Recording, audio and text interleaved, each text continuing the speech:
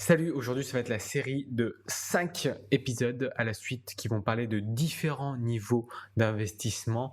Le niveau zéro est l'épisode d'aujourd'hui et sans plus tarder, on va commencer là-dedans. Alors le niveau zéro, qu'est-ce que c'est? Le niveau zéro, c'est tout simplement le niveau de départ, le niveau de commencement de l'investisseur. Donc cette vidéo est plutôt pour l'investisseur débutant ou bien pour les professionnels qui veulent savoir ma vision du métier et ma vision de l'investissement. Alors pour l'investisseur débutant, le niveau zéro, d'abord, c'est la première question, c'est combien je gagne, combien je mets de côté et combien je peux me permettre de perdre ou d'investir et de ne plus y penser chaque mois. Ça, c'est la question. Si à la première question, combien je gagne, et vous n'arrivez pas à répondre à la seconde question, c'est-à-dire combien je mets de côté, il y a déjà un premier niveau à faire, c'est la budgétisation, c'est-à-dire prendre conscience de ce qui se passe dans votre portefeuille, dans votre argent, dans vos comptes bancaires, etc. etc. Je cherchais des mots. Alors au niveau zéro, c'est vraiment la conscientisation de qu'est-ce que l'argent à mon niveau. On ne parle pas encore d'économie à l'échelle mondiale, à l'échelle nationale ou encore à l'échelle régionale. On reste vraiment dans l'économie de sa propre économie, l'écologie personnelle. Voilà. Donc, au niveau de l'écologie personnelle, l'argent qui rentre, c'est le salaire, ça va être tes rémunérations, ça va être vos activités si vous vendez. Et après, ça va être votre dépense. Donc, ça s'appelle le niveau de vie. Quel est votre niveau de vie aujourd'hui? Est-ce qu'il est très élevé ou est-ce qu'au contraire, il est très bas? Il peut être très élevé parce que vous avez un loyer en région parisienne et rien que cela, ça peut prendre déjà 50% de vos revenus. Ou bien au contraire, il peut être très bas parce que vous vivez encore chez vos parents, que vous gagnez un bon salaire parce que vous êtes cadre, vous êtes jeune et puis vous arrivez à mettre beaucoup de côté. Ça peut être très différent, vous voyez. Donc, établissez déjà ce profil-là. Premier objectif, c'est d'atteindre ce qu'on appelle l'épargne de précaution. L'épargne de précaution, c'est plusieurs choses. C'est d'abord combien vous avez de côté, combien faut-il mettre de côté de disponible, soit dans les comptes courants, soit dans les livrets, par exemple. L'épargne de précaution, pour un salarié, on dit généralement c'est entre 1 et 3 mois. Pour une personne qui est indépendante ou entrepreneur, on dit que c'est généralement entre 1 et 6 mois. Pour une personne célibataire, 1 et 3 mois, c'est bien. Pour une personne célibataire en couple, on va plutôt aller sur du 2-3 mois. Et pour une personne qui est en couple avec un enfant à charge ou plusieurs enfants à charge, on dit au moins 3 mois de salaire, par exemple. Pour les indépendants, pareil. Maîtrisez vos besoins de fonds de roulement. Après, certains vont me dire « Ah, mais c'est trop » parce qu'ils gagnent peut-être 5 000, 6 000, donc ça fait 15 000 euros de côté. Sentez-vous libre de réduire si jamais vous trouvez que votre épargne de précaution est trop. Mais il faut quand même répondre à cette problématique, une problématique qui est simple, c'est quand est-ce que c'est que la dernière fois que vous avez retiré un gros montant de votre compte en une seule fois? Est-ce que c'est pour la réparation de la voiture? Est-ce que c'est pour une fuite au mur, etc., etc. Ça, c'est l'épargne de précaution.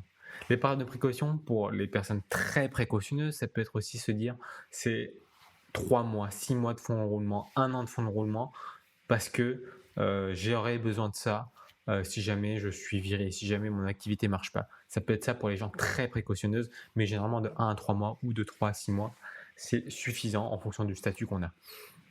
Profession libérale, vous êtes dans les indépendants pour moi. Entrepreneur, dans les indépendants aussi. Artiste aussi, vous êtes dans les indépendants pour moi. Ok. Donc le premier niveau, c'est la constitution de l'épargne de précaution. Une fois que vous avez constitué votre épargne de précaution, vous allez pouvoir monter au niveau suivant, qui va être le niveau 1. Le niveau 1, ça va être l'investissement disponible, mais automatisé, dont vous ne gérez pas votre argent. Ça, on en parlera dans la prochaine vidéo. Aujourd'hui, on va rester sur le niveau 0. C'est maintenant que vous avez établi votre épargne de précaution, est-ce que vous êtes sûr de pouvoir épargner X euros par mois? Je sais que c'est plus compliqué pour certaines catégories de personnes que d'autres, comme par exemple les artistes. Encore, je fais des généralités, c'est pas vrai. Les artistes, peut-être avec leur cachet, ou parfois ils ont des gros revenus parce qu'ils ont fait un tournage et puis après ils ont 6 mois de disette, 8 mois de disette. C'est un peu plus irrégulier, mais il faut quand même budgétiser ça le long de l'année. C'est-à-dire que si vous avez l'habitude de faire 2 tournages dans l'année, dites-vous que vous allez avoir ce montant d'argent pour toute l'année pour vivre et couper ça sur 12 mois. Ça va vous donner une vision plus claire, vous voyez.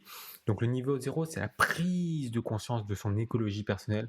Combien je gagne, combien je dépense, combien je mets dans la partie plaisir, combien je mets dans la partie offrande, dons, cadeaux pour les proches, la famille, les amis.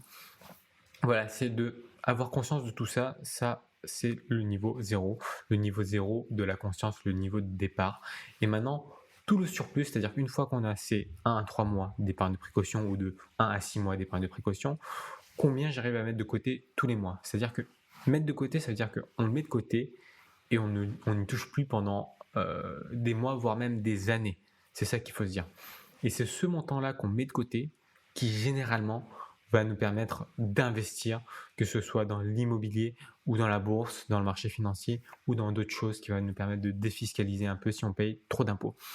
Donc voilà la vision globale qu'on doit avoir sur le niveau 0. C'est très très simple. Combien je gagne, combien je mets de côté, je budgétise pour savoir au moins une fois dans ma vie combien j'arrive à mettre de côté tous les mois et combien je peux me permettre de investir tous les mois. Parce qu'une fois que vous avez investi, souvent il y a des frais, donc on ne ressort pas le lendemain, on ressort au bout de quelques mois, quelques années, le temps de résorber les frais et peut-être même gagner un peu de plus-value. Donc c'est ça l'investissement, et l'investissement, plus vous le mettez sur le long terme, plus vous êtes sûr de bien vivre votre retraite.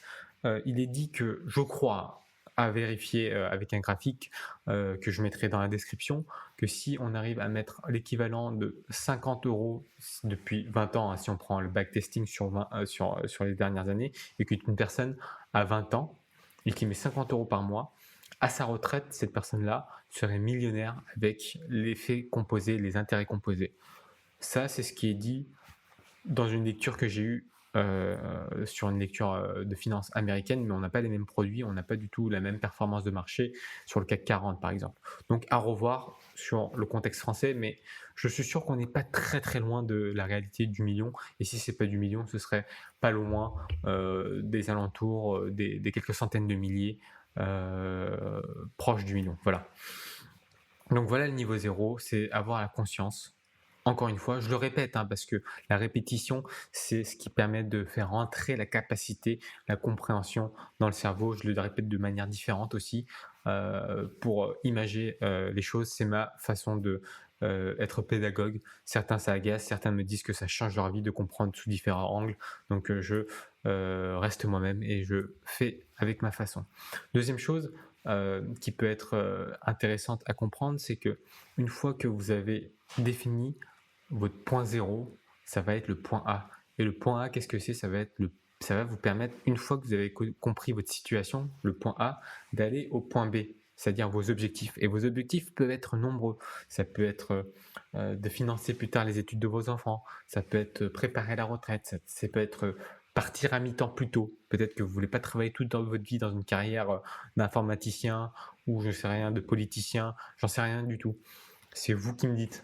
Ça peut être aussi acheter une voiture, ça peut acheter une résidence principale, c'est peut-être s'expatrier à l'étranger, ça peut être investir dans une résidence secondaire, ça peut être acheter du locatif immobilier, ça peut être plein de choses, ça peut être un projet entrepreneurial, ça dépend de vous, ça peut être un projet artistique. Vous voyez, je fais exprès de donner toutes les généralités et toutes les options possibles parce qu'en fait, l'argent n'est pas un but. L'argent n'est qu'un moyen d'atteindre vos rêves, d'atteindre vos objectifs et de sécuriser à la fois votre carrière, vos proches et d'avoir un impact considérable sur la vie de votre famille et de vous-même. Donc voilà pourquoi je vous dis qu'il est important de suivre cette série de 5 vidéos qui sera totalement gratuite sur ma chaîne YouTube et sur mon podcast Cercle d'Ali.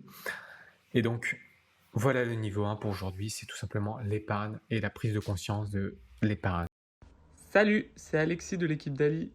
J'espère que tu as aimé la vidéo. Si ça t'a plu, est-ce que je peux te demander de t'abonner et de mettre un pouce bleu? Et si jamais tu veux encore plus de contenu de bonne qualité, abonne-toi à la liste privée du Cercle d'Ali.